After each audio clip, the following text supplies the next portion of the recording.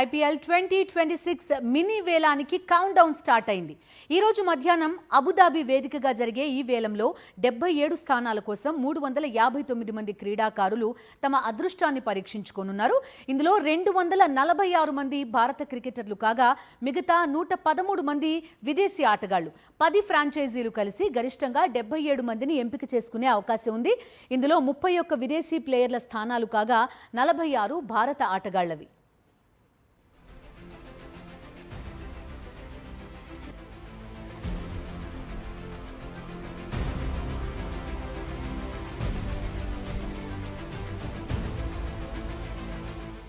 IPL 2026 mini వేలానికి count down start అయింది.